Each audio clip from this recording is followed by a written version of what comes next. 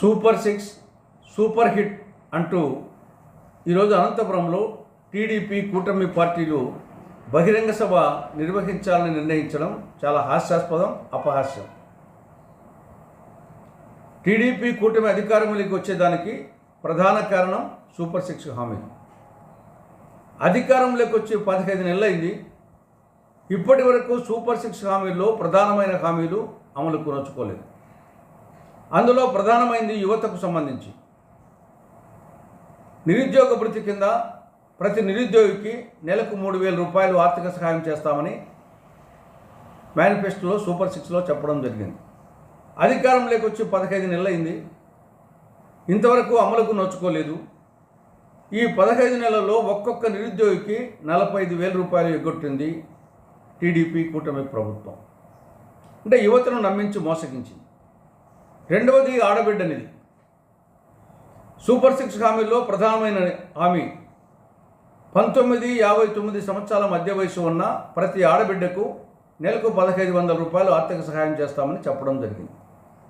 15 నెలలైంది, ఊసే లేదు. ఒక్కొక్క ఆడబిడ్డకు 22,500 రూపాయలు ఎగ్గొట్టడం జరిగింది ఈ 15 నెలల్లో. ఆ విధంగా ఆడబిడ్డలను నమ్మించి మోసగించడం జరిగింది. ఎస్సీ, ఎస్టీ, బీసీ, ముస్లిం మైనారిటీలకు 50 ఏళ్లకే పెన్షన్ ఇస్తామని చెప్పడం జరిగింది.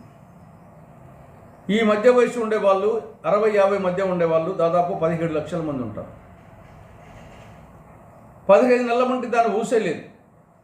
అంటే ఒక్కొక్కరికి 60,000 రూపాయలు ఎగ్గొట్టడం జరిగింది. ఆ విధంగా ఎస్సీలకు మోసం చేయడం జరిగింది, ఎస్టీలకు మోసం చేయడం జరిగింది, బీసీలకు మోసం చేయడం జరిగింది, ముస్లిం మైనార్టీలకు మోసం చేయడం జరిగింది. ఇక అన్నదాత సుఖీభవ కింద 2024-25 ఆర్థిక సంవత్సరానికి పూర్తిగా ఎగ్గొట్టారు. అదేవిధంగా తల్లికి వందనం పథకం కింద 2024-25 విద్యా సంవత్సరానికి పూర్తిగా ఎగ్గొట్టారు. కాబట్టి సూపర్ సిక్స్ హామీల్లో ప్రధానమైన హామీలు ఇంతవరకు అమలే కాలేదు. అమలైన హామీలు కూడా పాక్షికంగానే అమలవుతున్నాయి. కానీ సూపర్ సిక్స్ సూపర్ హిట్ అని చెప్పేసి బహిరంగ సభ జరుపుతున్నారు. అందుకోసమే ఇది హాస్యాస్పదం అంటున్నాం. రెండవ అంశం, నిన్న జరిగిన ఉపరాష్ట్రపతి ఎన్నికల సందర్భంగా జగన్ నిజస్వరూపం, వైకాపా నిజస్వరూపం బయటపడింది. కేంద్రంలోని బీజేపీ నేతృత్వంలోని ఎన్డీఏ ప్రభుత్వం రాష్ట్రానికి తీరని ద్రోహం చేస్తూ ఉంది. రాష్ట్రానికి సంజీవని లాంటి ప్రత్యేక హోదా ఇవ్వలేదు. రాయలసీమకు, ఉత్తరాంధ్రకు స్పెషల్ డెవలప్మెంట్ ప్యాకేజ్ ఇవ్వలేదు. కడప జిల్లాలో స్టీల్ ప్లాంట్ ఏర్పాటు చేయలేదు.